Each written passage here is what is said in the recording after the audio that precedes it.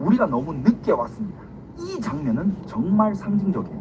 짜오즈 양은 학생들을 설득하러 간 것이기도 하지만 사실상 작별하러 간 것이었어요. 그는 그때 이미 알고 있었어요. 자신의 시대가 끝났다는 것.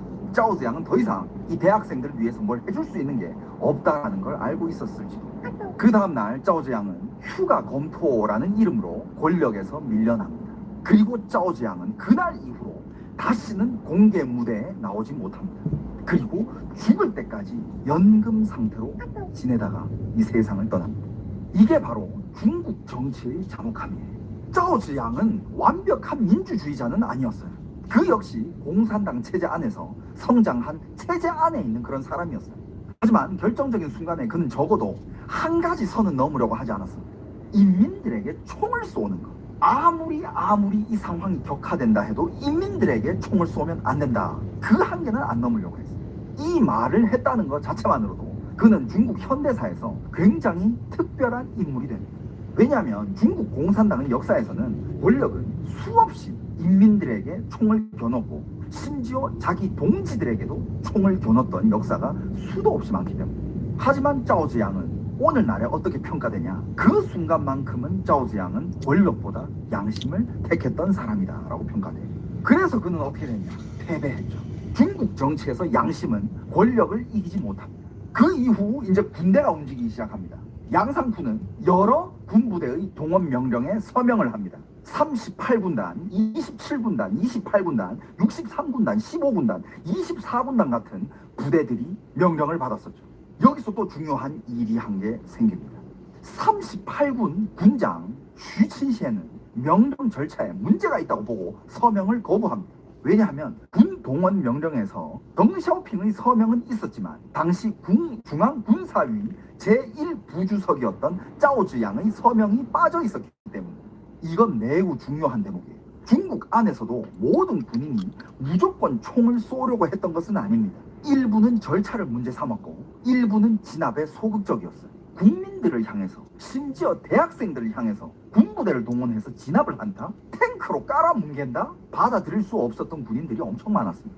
하지만 그 체제는 그런 양심적인 저항을 오랫동안 허용하지 않았어요. 부대들은 베이징 주변으로 모이기 시작합니다. 공식적으로는 아직 발포하라라는 말이 명확하게 나온 것은 아닐 수 있습니다. 하지만 부대 배치, 7탄 장비, 이동 방식은 이미 말하고 있었습니다. 이것은 훈련이 아니다. 이것은 시위 진압 수준이 아니다. 이것은 실탄 장전이다. 그러면서 군부대가 모이면서 6월 3일 밤 베이징의 공기는 완전히 달라집니다. 그 전까지만 해도 중국 대학생들이 시위를 그래도 어느 정도는 받아줬고 그 시위를 어느 정도까지는 허용해주면서 그냥 말리는 선에서 어느 정도 멈췄지만 6월 3일 밤 군부대가 들어오면서 베이징의 공기는 완전히 바뀝니다. 재밌게 안 튀니?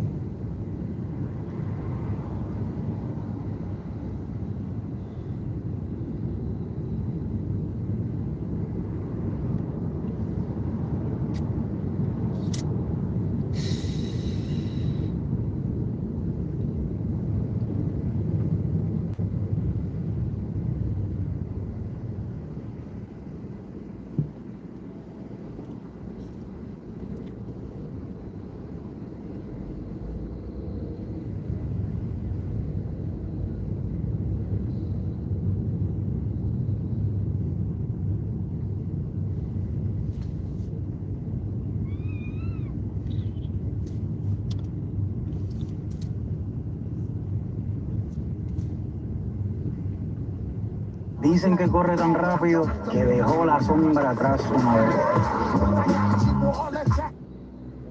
AI는 더 이상 부의 추월 차선이 아닙니다. 2, 3년 전이라면 그럴 수도 있었죠. 근데 지금은요? 아마존은 이미 수만 명을 해고했고 영국의 BT, 독일의 SAP, 중국의 블루포커스도 줄줄이 칼을 빼들었어요. AI는 이제 부의 추월 차선이 아니라 부의 그냥 차선이 됐습니다. 남들이 안 쓸 때야 지름길이지 이제는 안 쓰는 사람이 더 보기 힘들죠. 그냥 평범한 길입니다. 그래서 오늘 저는 AI로 부자 되는 법 같은 사기는 안 치겠습니다. 대신 진짜 솔직하게 덜 가난해지는 법을 얘기해 보려고 합니다. 결론은 뻔할 수도 있어요. 하지만 거기 도달하는 과정은 조금 더 뻔하지 않을 겁니다. 아니, 앞으로 AI 시대를 살아가는데 가장 중요한